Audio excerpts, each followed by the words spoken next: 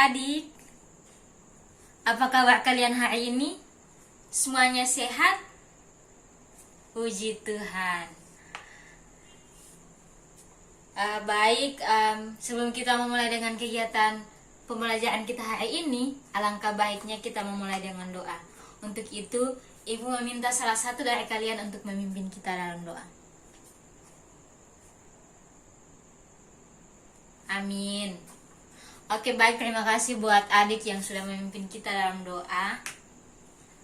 Sebelum kita memulai dengan pelajaran kita hari ini, demi kenyamanan kelas kita, adik-adik coba kalian lihat di bawah bangku kalian, di samping kiri kalian, kalau ada sampah tolong dipungut dan dibuang ke tempat sampah. Oke, baik, terima kasih adik-adik. Sebelum itu juga Ibu akan mengabsensi kalian. Apakah semuanya hadir atau ada yang tidak hadir?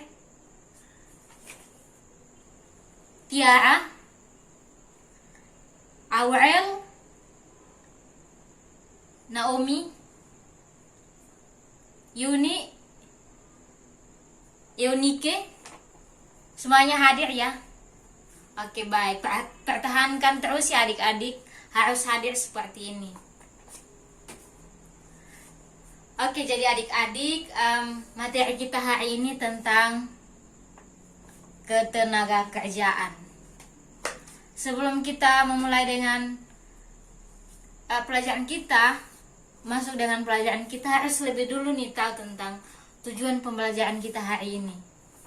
Nah, tujuan pembelajaran kita hari ini adalah yang pertama, menjelaskan pengertian ketenaga kerjaan, dan yang kedua, mengidentifikasi berbagai jenis tenaga kerja yang ada dalam perekonomian, dan yang ketiga, menganalisis permasalahan ketenaga kerjaan yang ada di Indonesia. Nah, siapa nih yang sudah tahu apa itu ketenaga kerjaan? Coba angkat tangan. Ya, betul sekali adik. Jadi ketenaga kerjaan itu segala hal yang berkaitan dengan tenaga kerja, dimana mencangkup orang yang sudah bekerja maupun orang yang sedang mencari pekerjaan. Nah, dalam ketenaga kerjaan ini juga ada jenis-jenis tenaga kerjanya loh. Nah, yang pertama itu ada tenaga kerja yang berdasarkan sifatnya. Ada dua jenis. Yang pertama, tenaga kerja jasmania. Nah, tenaga kerja jasmania ini yang dimaksud adalah tenaga kerja yang menggunakan fisik. Kan jasmania, jadi pasti tentang fisik dong ya adik-adik. Nah, siapa nih yang tahu tentang contoh tenaga kerja jasmania? Apakah ada yang tahu? Coba angkat tangan. Ya, betul sekali adik. Jadi contoh tenaga kerja jasmania itu seperti petani, buruh bangunan, tukang becak. Nah, itu contohnya adik-adik. Dan yang kedua ada tenaga kerja rohania. Siapa yang tahu nih pengertian tenaga kerja rohania? Apakah ada yang tahu? Jadi tenaga kerja rohania adalah tenaga kerja yang menggunakan ide, gagasan, pikiran. Nah, itu yang dimaksud dengan tenaga kerja rohania. Contohnya seperti arsitek, dokter, guru, dan lain-lain sebagainya. Nah, itu contohnya. Contohnya arsitek adik-adik. Kalau misalkan arsitek harus menggunakan pikirannya, harus menggunakan idenya untuk membuat sebuah denah rumah kalau mau menggambarkannya. Nah, itu contohnya adik-adik. Nah, yang kedua ada jenis tenaga kerja yang kedua berdasarkan kualitasnya. Ada 3 ya teman-teman. Yang pertama ada jenis tenaga kerja terdidik. Nah, tenaga kerja terdidik ini sangat gampang, pasti adik-adik tahu. Nah, siapa nih yang tahu apa yang dimaksud dengan tenaga kerja terdidik? Siapa yang tahu? Coba angkat tangan. Ya, betul sekali adik. Jadi yang dimaksud dengan tenaga kerja didik adalah tenaga kerja yang mempunyai pendidikan yang tinggi. Nah, contohnya seperti apa, adik? Ya, betul sekali. Contohnya guru, dosen, dokter. Ya, itu contohnya adik-adik. Dan ada yang lain-lain sebagainya. Nah, yang kedua ada tenaga kerja terlatih. Nah, tenaga kerja terlatih ini ya adik-adik, dia kebalikan dari tenaga kerja terdidik tadi. Kalau yang tenaga kerja terdidik tadi harus menggunakan pendidikan yang tinggi. Nah, kalau tenaga kerja terlatih ini, dia lebih mengutamakan pengalamannya. Contohnya seperti koki, supir, montir. Contohnya koki, adik. Mungkin karena kebiasaan memasak, karena pengalamannya memasak lama, jadi akhirnya dia bisa menjadi koki. Nah, itu contohnya adik-adik. Nah, yang ketiga ada tenaga kerja tidak terdidik dan tenaga kerja tidak terlatih. Nah, kalau yang tadi ada tenaga kerja terdidik, ada tenaga kerja terlatih. Nah, yang ketiga ini tenaga kerja tidak terdidik dan tenaga kerja tidak terlatih. Berarti kebalikan dari semua yang kedua tadi. Tidak memiliki pengalaman, tidak memiliki pendidikan yang tinggi, di mana dia tidak memerlukan semuanya. Dia langsung melakukan pekerjaannya tanpa ada pelatihan, tanpa ada pengalaman. Dia langsung melakukan semuanya. Contohnya seperti tukang sapu, bangunan harian. Nah, itu contohnya adik-adik. Dia tidak memerlukan pendidikan yang tinggi, tidak memerlukan pengalaman. Itu contohnya seperti itu adik-adik.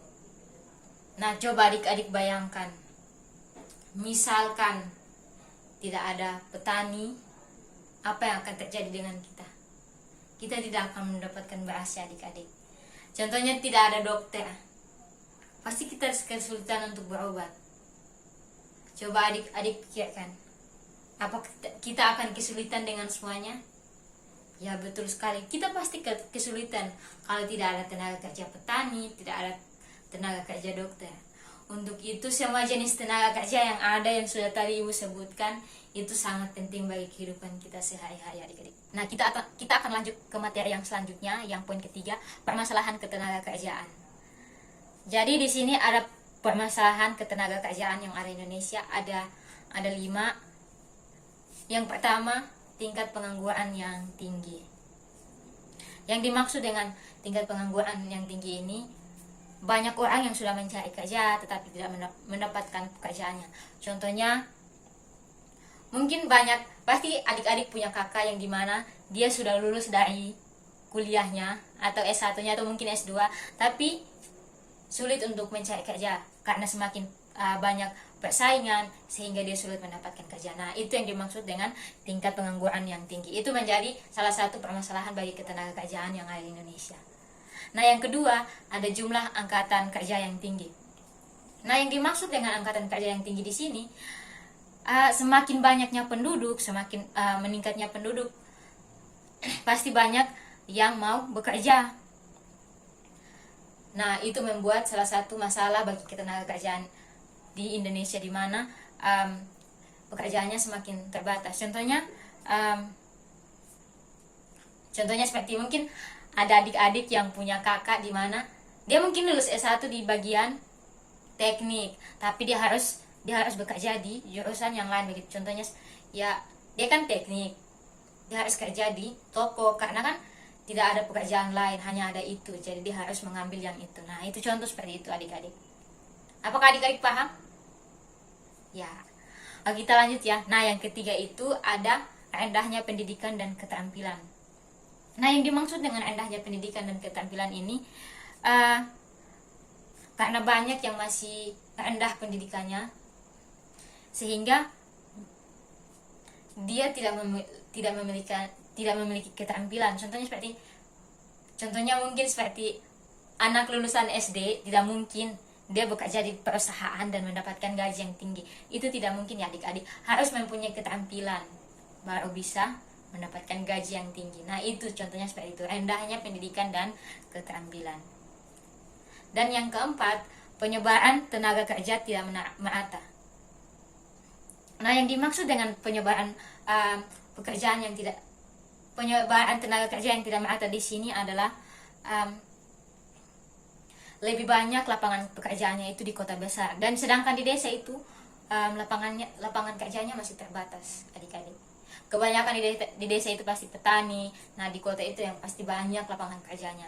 Contohnya ya mungkin banyak yang sekarang kita lihat, banyak orang desa yang pindah ke kota untuk mencari pekerjaan. Nah itu contohnya di mana penyebaran tenaga kerja yang tidak merata membuat orang-orang yang di desa lebih memilih untuk ke kota dan mencari pekerjaan, karena kan di desa untuk lapangan tenaga kerjanya masih terbatas.